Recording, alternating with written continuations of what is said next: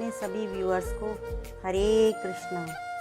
जैसा कि आप सभी जानते हैं, कार्तिक मास आरंभ होने वाला है। मैंने अपने पिछले वीडियो के माध्यम से कार्तिक मास की जानकारी दी है, तो वो आप सभी लोग अवश्य देख लें। कार्तिक मास में जितना भी हम दान पुण्य करते हैं या भगवान से संबंधित कार्य करते हैं, उसका हमें अनंत गुना लाभ मिलता है।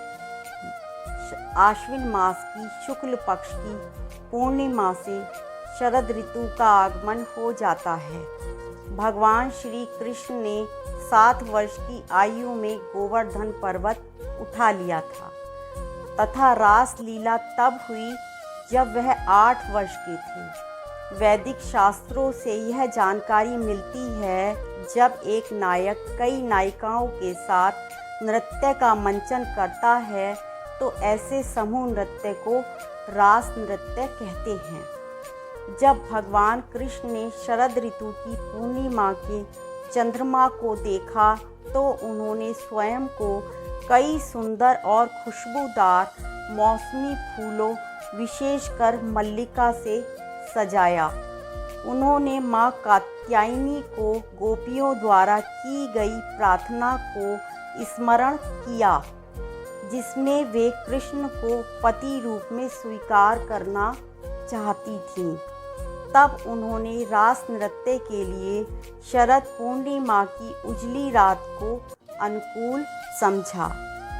सभी गोपियों की कृष्ण को पति रूप में पाने की इच्छा को वे पूर्ण कर सकते हैं। वास्तव में श्री कृष्ण सभी के पति और पालक हैं और वे ही सर्वोच्च भोक्ता भी हैं। गोपियाँ भगवान कृष्ण को पति रूप में चाहती थीं, परंतु सभी से विवाह करना संभव नहीं था। इसलिए भगवान कृष्ण और गोपियों के बीच इस स्वाभाविक प्रवृत्ति को परकीया रस कहा जाता है। यह रस गोलोक वृंदावन में नित्य रूप से उपस्थित है, परंतु यह इस भौतिक जगत में संभव नहीं है। भौतिक जगत में इस रस को घृणित कहा जाता है। दूसरी ओर आध्यात्मिक जगत में यह भगवान के साथ सर्वोच्च संबंध है। भगवान के साथ वैसे तो और कई संबंध हो सकते हैं, जैसे कि दास्य, माधुर्य, सांख्य, वात्सल्य, परंतु इस सब में परकीया रस को सर्वोच्च माना जाता है। यह भौतिक जगत आध्यात्मिक जगत का प्रतिबिंब स्वरूप है।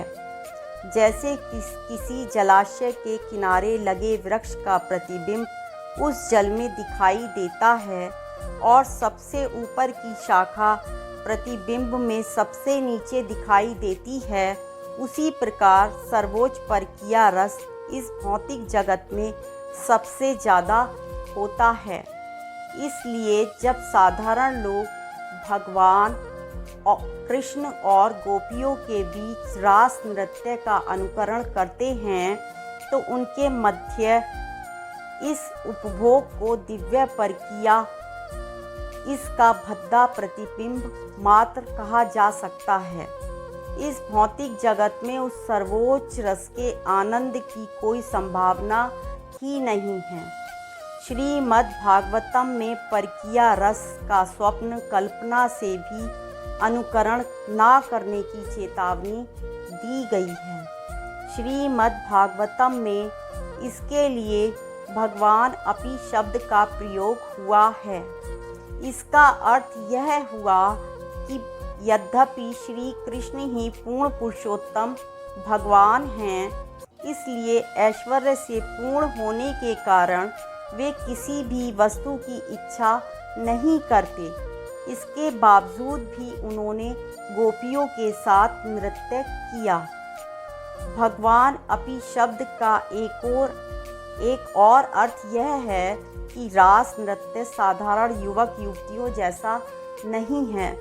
शरद पूर्णिमा पर श्री कृष्ण की बांसुरी की धुन सुनकर सभी गोपियां दौड़कर उनके पास आ गईं। यमुना तट पर श्री कृष्ण गोपियों के साथ रास लीला खेलने लगे। गोपियों ने एक दूसरे का हाथ पकड़कर गोल घेरा बना लिया। उस समय भगवान की योग माया के प्रभाव से प्रत्येक गोपी को यह लगा कि कृष्ण सिर्फ उनके साथ हैं। भगवान को पाकर प्रत्येक गोपी अत्यंत प्रसन्न थी। वे सब भंवरों के झुंड के साथ श्री कृष्ण की महिमाएं गा रही थीं। भगवान श्री कृष्ण पूर्ण पुरुषोत्तम भगवान हैं तथा स्वयं में पूर्णतः संतुष्ट रहते हैं। भगवान कृष्ण के लिए वृंदावन की साधारण गोपियों का प्रेम सर्वोच्च है।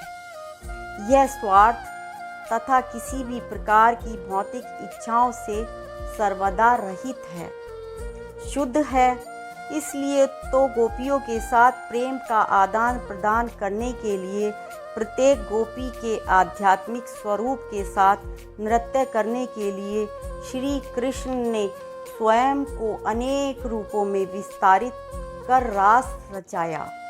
इस कारण इसे रास पूर्णिमा भी कहा जाता है। इस दिन सुंदर पोशाकों, सुंदर चमचमाते गहनों और ताजे फूलों की माला से सजे भगवान के श्री विग्रहों के दिव्य तथा मनमोहक रात्रि दर्शनों के लिए भक्त मंदिरों में आते हैं। वृंदावन में तो पूर्णिमा की रात का वातावरण सुगंधित फूलों की झाड़ियों और कोमल हरी लताओं और तारों की जगमगाहट से भरा होता है।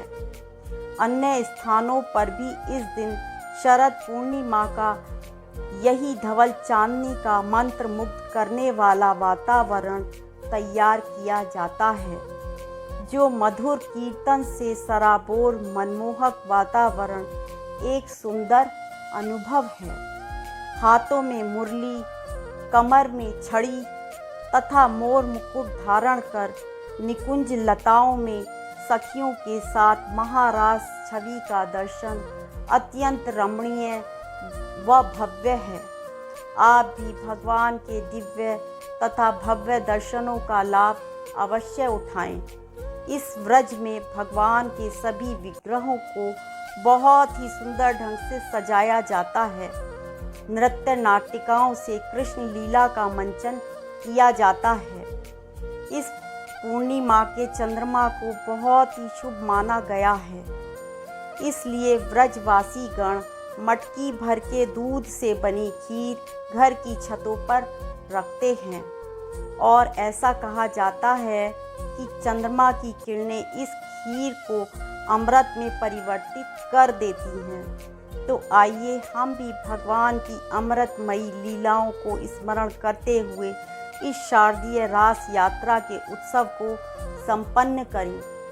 जैसा कि आप सभी लोग जानते हैं कि कार्तिक मास में भगवत गीता पढ़ना या भागवतम का पाठ करना अत्यंत ही अच्छा माना गया है और उसका अनंत गुना लाभ मिलता है। तो मैंने अपने चैनल पर भगवत गीता के श्लोकों को डाल रखा है। आप लोग भी उसको अवश्य देखिए और भगवत गीता के श्लोकों का पाठ करिए ताकि आप लोगों को भी इसका अधिक से अधिक लाभ मिल सके। जो लोग हमारे चैनल पर पहली बार जुड़े हैं वे हमारे चैनल को अवश्य सब्सक्राइब करें। मिलते हैं एक नए वीडियो के साथ। तब तक के लिए आप सभी को हरे कृष्णा।